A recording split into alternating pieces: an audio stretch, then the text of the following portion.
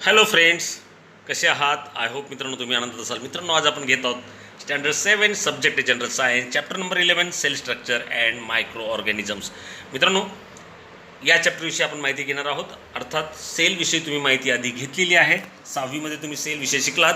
त्याच्या पुढची माहिती मित्रांनो आज आपण या चॅप्टरमध्ये घेणार आहोत. अतिशय महत्त्वाची माहिती आहे आणि इंटरेस्टिंग माहितीसुद्धा आहे. त्यामुळे व्हिडिओ स्किप करू नका, शेवटपर्यंत बघा आणि दिलेल्या प्रश्नांची उत्तर आपण शोधूया जी असतील 6वीच्या बेसवरती. मित्रांनो, ज्या चॅनलवर नवीन असाल तर चॅनल सबस्क्राईब करा. चला मित्रांनो, सुरू करूया. What is the name of minute components of which the body of a living organism is made? मित्रांनो, मायन्यूट कंपोनंट्स म्हणजे नेमकं काय? जर थोडक्यात आपल्याला सांगता येईल अतिशय लहान सूक्ष्म घटक, नाही का, तर त्याला काय म्हणतात? म्हणजे थोडक्यात आपल्याला प्रश्न विचारला आहे की जे आपले सजीव आहेत किंवा सजीवांच्या शरीर बॉडी जी आहे, लिव्हिंग ऑर्गॅनिझम बॉडी जी आहे, ही नेमकी कशापासून, कोणत्या मायन्यूट कंपोनंटपासून तयार झाली? तर ऑब्व्हियसली मित्रांनो त्याचं उत्तर आपल्या चॅप्टरच्या नावामध्येच आहे, सेलपासून ती तयार झालेली आहे. नेक्स्ट काय विचारले बघूया. Is the number of this smallest unit the same in the bodies of all living organisms? तर ऑब्व्हियसली याचं उत्तर मित्रांनो नाही असणार आहे, नाही का? कारण माहिती आहे आपल्याला, the number of cells are different and specific for every living organisms. Okay, पुढे बघूया. सेल, जो इम्पॉर्टंट आपला अतिशय महत्त्वाचा टॉपिक आहे तो म्हणजे सेल. सेल म्हणजे काय मित्रांनो? What do you mean by cell? मित्रांनो, सेल म्हणजे असं स्ट्रक्चर की जे आपल्या ह्युमन बॉडीला फॉर्म करतं. ह्युमन बॉडीज काय मित्रांनो, की कोणतेही जे सजीव असतील किंवा लिव्हिंग थिंग असतील त्यांना फॉर्म करणारं ते बेस आहे असं आपल्याला सांगता येईल. सो सेल इज असं स्ट्रक्चर की जे आपल्या ह्युमन बॉडीला फॉर्म करतं.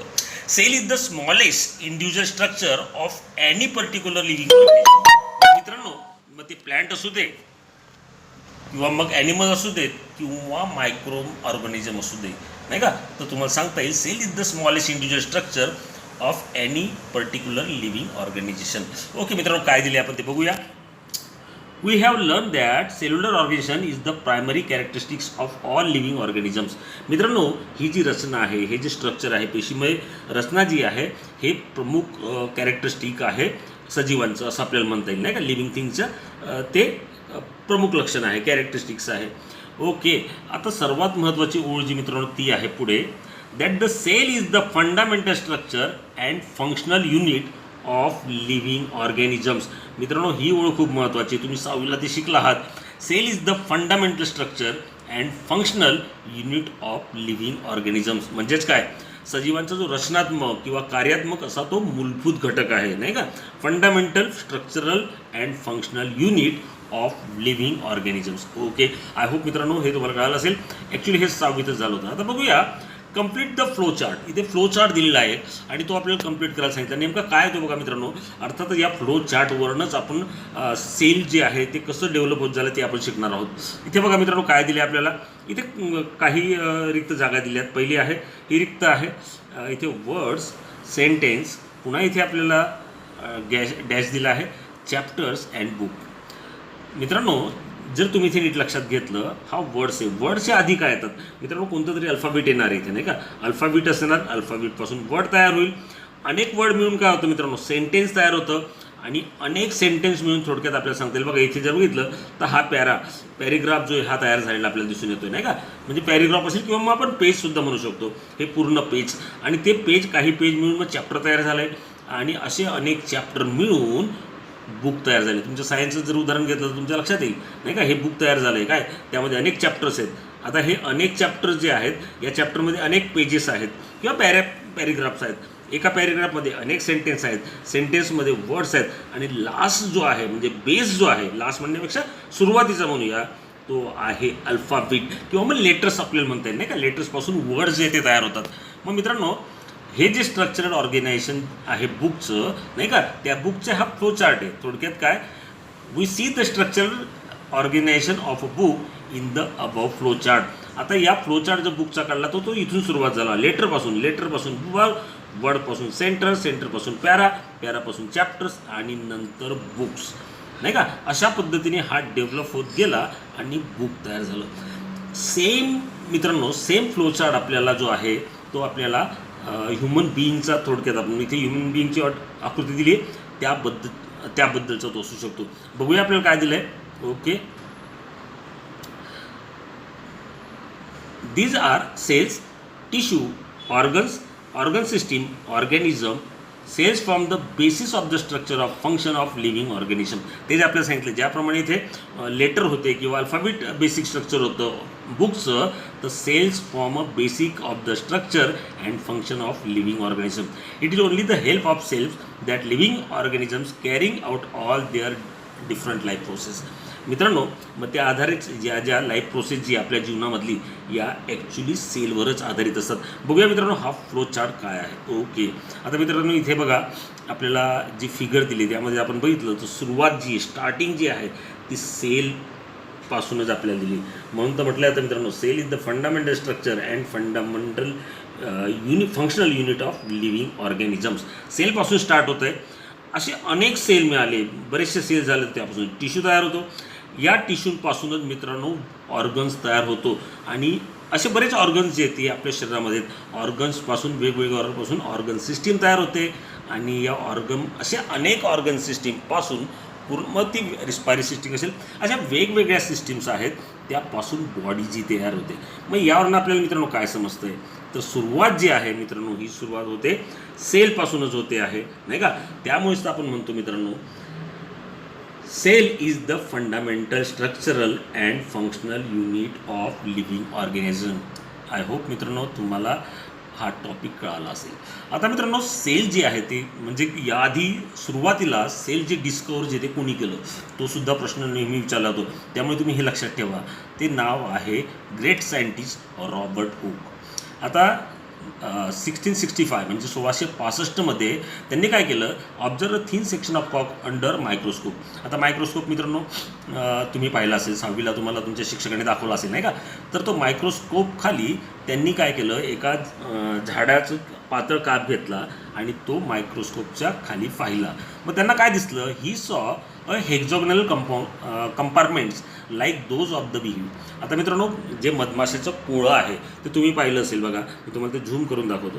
ओके, या पद्धतीने बघा इथे असे कंपार्टमेंट दिलेले आहेत नाही का, छोटे छोटे रूम्स आहेत या पद्धतीचे इथे दिसतात तुम्हाला. ओके, हे बघूया, जर तुम्ही लक्षात घेतलं तर हे छोटे छोटे रूम जे आहेत इथे असं आपल्याला दिसतात किंवा कंपार्टमेंट्स आहेत असं दिसलं. काय होतं हे, ॲक्च्युली हे सगळे काय होते, सेलच होते. हे सुरुवातीला रॉबर्ट हुक यांनी डिस्कवर केलं किंवा यांनी ते शोधून काढलं किंवा ते पाहिलं. The name those compartment cells. मग यांना या कंपार्टमेंटला, या प्रत्येक कंपार्टमेंटला त्यांनी सेल्स नाव दिलं. This term is derived from the Latin word cell. आता मित्रांनो, सेला हे लॅटिन वर्ड आहे, त्यापासून सेल नाव दिलं गेलं. आता हे सेलाचा अर्थ काय, तर स्मॉल रूम्स, छोटे छोटे कंपार्टमेंट आहेत, स्मॉल रूम. हे बघा इथे जर बघितलं ही जी आकृती जी आपण झूम केली तर छोटे छोटे रूम दिसत आहेत, त्याच्यावरून त्यांनी त्याचं नाव ठेवलं सेल. आणि मराठीत आपण याला म्हणतो मित्रांनो पेशी, हे लक्षात ठेवू द्या. इन 1838, आता 1838मध्ये काय की झालं पुन्हा, MJ स्लायडेन अँड थिओडोर श्वान हे जे दोन सायंटिस्ट होते त्यांनी काय केलं मित्रांनो, असा सिद्धांत मांडला की सर्व सजीव जे आहेत हे पेशींपासून बनले झालेत. म्हणजे सगळे जे सजीव असतील किंवा लिव्हिंग थिंग्स असतील हे कशापासून तयार झालेत, all the living organisms are made up of cells and the cells is the fundamental component of living organisms. हे त्यांनी सुचवलं. मित्रांनो, त्यांनी अजून पुन्हा काय सांगितलं, इन 1885 ऑर वी शॉ, हे जे सायंटिस्ट होऊन गेले त्यांनी असं वक्तव्य केलं, state that all cells are form by pre existing cells. म्हणजे प्रत्येक सेल, जो नवीन होणारा सेल जो आहे हा त्याच्या जुन्या सेलपासूनच त्याची निर्मिती झाली. सेल काय असं नवीन कुठून येऊन टपकणारा नाही आहे, तर सेलाची निर्मिती जी आहे या पूर्वीच्या सेलापासून होतं. फॉर एक्झाम्पल मित्रांनो, आपला जन्म जो आहे तो आपल्या आईवडिलांकडनं झाला आहे, आपले आईवडील आपल्या आजी आजोबांकडनं आलेत, नाही का. त्याच पद्धतीने सेल जो आहे, नवीन सेल हा कसा फॉर्म झाला, तर प्री एक्झिस्टिंग सेलपासून, जुन्या सेलपासून. अर्थात तो मृत झाला असेल तर त्याच्यापासून नवीन सेल, त्याच्यापासून नवीन सेल, अशा पद्धतीने सेल जे मित्रांनो हे एक्झिस्ट होत असतात किंवा पुन्हा ते येत असतात. ओके, पुढे बघूया मित्रांनो, measurement and observation of cells. आता मित्रांनो, हे जे सेल आहे हे आपल्या नुसत्या डोळ्याने दिसणार नाही. याचं कारण काय, याचं कारण म्हणजे मित्रांनो ते अतिशय लहान आहेत, आपल्या डोळ्यांमध्ये ती क्षमता नाही की ते आपण पूर्णपणे पाहू शकू. मग त्यासाठी काय केलं जातं, तर कंपाऊंड मायक्रोस्कोप जो आहे त्याचा वापर केला जातो. इथे बघा मित्रांनो फिगर दिली आहे कंपाऊंड मायक्रोस्कोपची. इथे दिला आहे बघा आयपीस ऑक्युलर, त्याचप्रमाणे ट्यूब नाही का, fine focus knob, objective lenses, storage, म्हणजे अनेक प्रकारचे भिंग जे आहेत, तुम्हाला माहिती आहे भिंग काय असतात नाही का, लेन्स ज्याला आपण म्हणतो, या अनेक प्रकारच्या लेन्स वापरून त्याची इमेज जी आहे मित्रांनो ती मोठी केली जाते किंवा मोठी बनवली जाते आणि मग ते आपण त्याचं ऑब्झर्वेशन या मायक्रोस्कोपमध्ये आपण करू शकतो. ओके मित्रांनो, हा आहे कंपाऊंड मायक्रोस्कोप. आता यामागे बघण्याचं कारण काय, cells are extremely minute in size, अतिशय लहान असतात. We cannot see cells with the naked eye, आपण आपल्या उघड्या डोळ्यांनी ते पाहू शकत नाही. Micrometre, nanometre are the units use for measuring their sizes. मित्रांनो नॅनोमीटर, मायक्रोमीटर यापासून त्याची मोजमाप जे ते थोडक्यात केलं जातं. आणि या ज्या साईज आहेत, नॅनोमीटर असतील, मायक्रोमीटर असतील, या अतिशय सूक्ष्म असतात. मित्रांनो आपण जे आहेत ते सेंटीमीटर जे आहेत त्यामध्ये मोजू शकतो. सेंटीमीटर मोजल्यानंतर मित्रांनो आपण मला वाटतं एका सेंटीमीटरमध्ये तुम्ही माहिती 10 भाग असतात, तो असतो मिलीमीटर नाही का. मिलीमीटरमध्ये सुद्धा आपण पाहू शकतो, आपले डोळे पाहू शकतात. परंतु एका मिलीमीटरचे मित्रांनो जर 1000 भाग केले तर 1000वा भाग आपल्याला पाहता येणं शक्य नाही. आणि पुन्हा त्यालाच आपण मित्रांनो काय म्हणतो, तर त्याला आपण म्हणतो मायक्रोमीटर. आणि पुन्हा एका मायक्रोमीटरचे 1000 भाग केले तर त्याला आपण म्हणतो नॅनोमीटर. मित्रांनो ते तर आपल्या डोळ्यांनी शक्य होणार नाही. मग त्यामुळेच काय केली ती इमेजची साईज वाढवण्यासाठी अशा प्रकारच्या उपकरणांचा आपण वापर करतो किंवा इन्स्ट्रुमेंटचा आपण वापर करतो. जसं इथे आपल्याला दिलेलं आहे कंपाऊंड मायक्रोस्कोप, त्याचा आपण यूज करून आपण ते पाहू शकतो. ओके, काय दिले बघूया पुढे. 1 centimetre is equal to, obviously तुम्हाला माहिती आहे आपल्या पट्टीवरती असतं, स्केलवरती असतं 10 मिलीमीटर्स. 1 मिलीमीटर, आता या 10 मिलीमीटरपैकी एक घेतला तर त्याचे 1000 भाग केले तर तो micrometre. 1 millimetre is equal to 1000 micrometre and 1 micrometre is equal to 1000 nanometre. म्हणजे नॅनोमीटर तर त्याच्यापेक्षाही अजून स्मॉल आहे, तो तर आपल्या डोळ्यांना दिसणारच नाही. ओके मित्रांनो पुढे बघूया.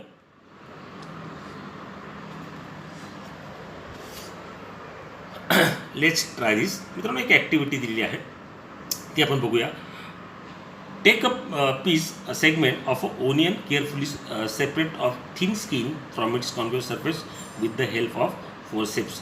मित्रांनो थोडक्यात आपल्याला काय सांगितलं आहे, आपला जो ओनियन असतो त्याला आपण कापायचा आहे, कट करायचा आहे. त्यामधून एक पीस जो आहे, थोडक्यात आपण त्याला म्हणू की ते थिन कव्हर असतं, स्किन जी असते ती आपण काढायची. आणि तिला मित्रांनो आपण कशामध्ये ऑब्झर्व करणार आहोत, तर आपण जो आता मायक्रोस्कोप बघितला त्याचं चित्र जे आपण बघितलं त्यावर तो आपल्याला ऑब्झर्व करायचा आहे. आता नेमकं मित्रांनो काय करायचं आहे त्यामध्ये, तर तुमच्या लक्षात येईल. Take care that the members does not get folded while placing on the slide. ज्यावेळेस मित्रांनो हा पापुत्रा आहे थोडक्यात कांद्याचा नाही का, तो जर आपण ज्यावेळेस आपण ठेवणार त्यावेळेस त्याची घडी पडू द्यायची नाही, फोल्डेड त्याला होऊ द्यायचं नाही. Put a drop of dilute solution of iodine, आयोडीनचा एक ड्रॉप त्याच्यामध्ये टाकायचा आहे. आणि मग ती जी स्लाईड तयार झाली ती मायक्रोस्कोप खाली जर ठेवली आपण आणि ती बघायची, ज्याला आपण कंपाऊंड मायक्रोस्कोप असं म्हणतो नाही का. आत्ताच बघितलं आपण हा कंपाऊंड मायक्रोस्कोप किंवा संयुक्त सूक्ष्मदर्शक त्याला मराठीमध्ये मी तुम्हाला सांगितलं, इंग्रजीमध्ये आपण त्याला म्हणतो कंपाऊंड मायक्रोस्कोप. ओके, इथे ठेवायचं आहे आणि ऑब्झर्व करायचं आहे. तर तुम्हाला काय दिसेल मित्रांनो, या पद्धतीची रचना दिसणार आहे. ज्यावेळेस लॉकडाऊन उघडेल त्यावेळेस तुम्ही ज्यावेळेस शाळेत येणार त्यावेळेस तुमचे शिक्षक तुम्हाला दाखवतीलच नाही का, अशा पद्धतीची रचना दिसेल. आत्ताच आपण रॉबर्ट हुकने ज्या पद्धतीने ते मधाचं पोळं दाखवलं होतं, तिथे बघा अशाच छोटी छोटी ब्लॉक्स होते नाही का, आणि अशीच रचना ही आपल्याला इथे दिसते. ओके, अशा पद्धतीने मित्रांनो जो ओनियन सेल आहे तो आपल्याला दिसतो कंपाऊंड मायक्रोस्कोपमध्ये, हेच इथे आपल्याला सांगितलेलं आहे. In the same way observe the cells from various parts of plants like leaves, bark, roots, tips. मित्रांनो समजा आपण हे आता कांद्याचं पेशी घेतली, ओनियन सेल घेतला, तर तुम्ही समजा लिव्स घेतले, बार्क घेतला, रूट घेतले, तर त्याचेसुद्धा मित्रांनो आपल्याला सेल जे ते बघायला मिळतील नाही का. Do you remember that last year you had observe amoeba and paramecium that are found in water. मित्रांनो मागच्या वर्षी तुम्ही पाहिलं असेल, तुम्हाला तुमच्या टीचरांनी दाखवलं असेल पॅरेमिशियम किंवा अमिबा यांच्या स्लाईड्स तुम्ही नक्की पाहिल्या असतील, आणि ते सुद्धा या कंपाऊंड मायक्रोस्कोपमध्ये. आय होप मित्रांनो त्याच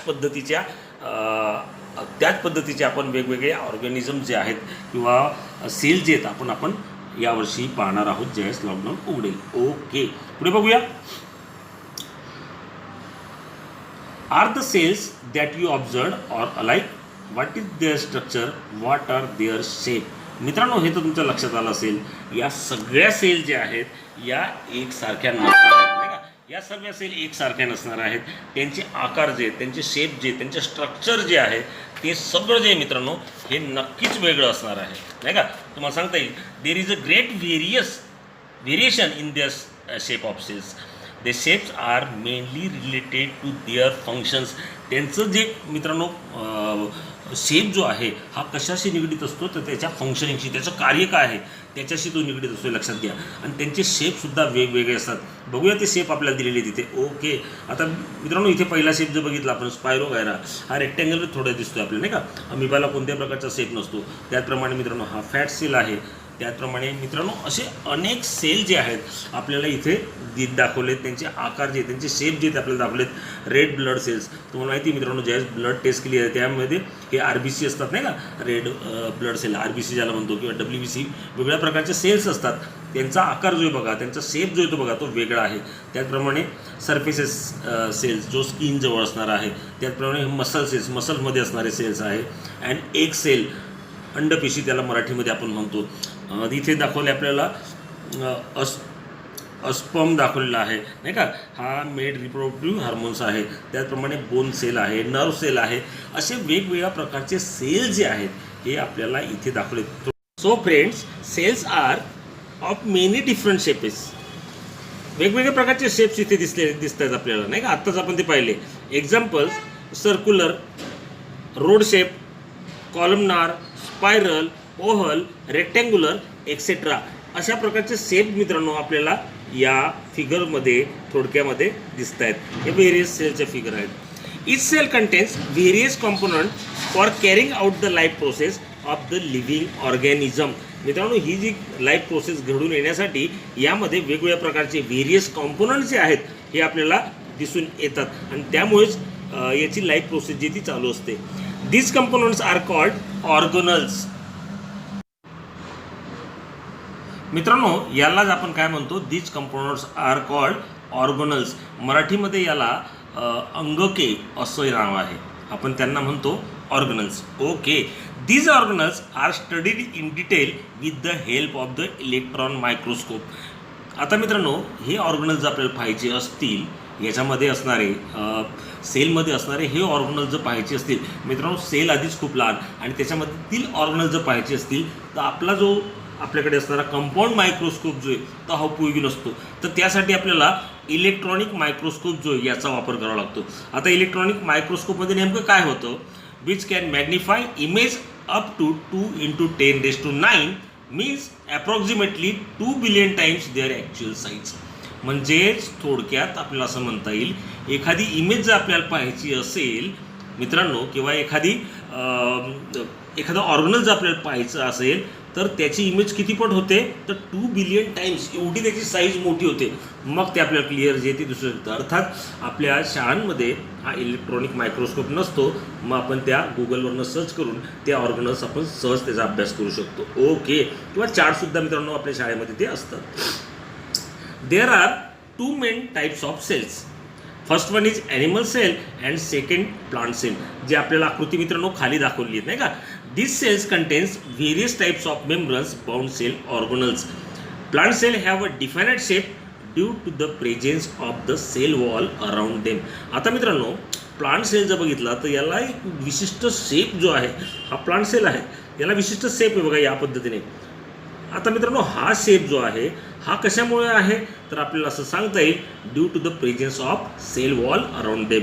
आता हा सेल वॉल याच्या अवतीभोवती जो आहे तो प्रेझेंट असल्यामुळे याला विशिष्ट प्रकारचा शेप जो आहे तो प्राप्त झालेला आहे. सेल वॉल जे मित्रांनो जर तुम्ही ऑब्झर्व केलं प्लांट सेल आणि ॲनिमल सेल, तर सेल वॉल प्लांट सेलमध्ये आहे, ॲनिमल सेलमध्ये तो आपल्याला दिसून येत नाही. इथे जर बघितलं तर बघा या पद्धतीचा शेप जो आहे इकडे जो दाखवला आहे तो ॲनिमल सेलमध्ये नाही आहे, हेच आपल्याला सांगता येईल. ओके, त्याचप्रमाणे मित्रांनो अजून एक मोठा फरक काय याच्यामध्ये तर आपल्याला सांगता येईल, plant cell contains single large vacuole. आता इथे जर बघितलं व्हॅक्यूल्स कुठे आहे तर बघा हा अतिशय मोठा जो व्हाईट पार्ट आहे की नाही, हा व्हॅक्युल्स आहे. यामध्ये काय असतात तर टाकाऊ प्रॉडक्ट जे आहेत ते याच्यामध्ये ठरवलेले असतात. हे आहे प्लांट सेल आणि ही आहे ॲनिमल सेल. यामध्ये व्हॅक्युल्स जर पाहिलं तर अतिशय छोटं आहे आणि इकडे जे हे काय असतं मोठं असतो. हा मोठा त्याच्यामधला फरक आहे. आय होप तुम्हाला हे कळलं असेल. त्याचप्रमाणे all these cells are known as eukaryotic cell. आता मित्रांनो हा आहे युकॅरियोटिक सेल्स किंवा ह्या दोन्ही सेल्स जे ते युकॅरियोटिक सेलमध्ये मोजतात. तुम्ही अभ्यास केलेला असेल आधी प्रोकॅरियोटिक सेल्स अँड युकॅरियोटिक सेल. आता युकॅरियोटिक सेल्समध्ये हे दोन्ही मोडतात, प्लांट सेलसुद्धा आणि ॲनिमल सेलसुद्धा. आय होप मित्रांनो तुम्हाला हे कळालं असेल. मित्रांनो या आकृत्या ज्या आहेत, या फिगर ज्या आहेत, या खूप महत्त्वाच्या आहेत. या तुम्ही वहीवर काढायच्या आहेत. त्यांची नावं जी ती त्यांना द्यायची आहे, कारण की त्या परीक्षेमध्ये विचारले जाऊ शकतात. आय होप मित्रांनो तुम्हाला हा व्हिडिओ आवडला असेल. पुढचा टॉपिक जो आहे तो मित्रांनो आपण नेक्स्ट व्हिडिओमध्ये घेऊया, कारण की व्हिडिओ जास्ती लांबूया नको. मित्रांनो चॅनलवर नवीन असाल चॅनल सबस्क्राईब करा, व्हिडिओ आवडल्यास लाईक व शेअर करा. धन्यवाद मित्रांनो. Thank you so much.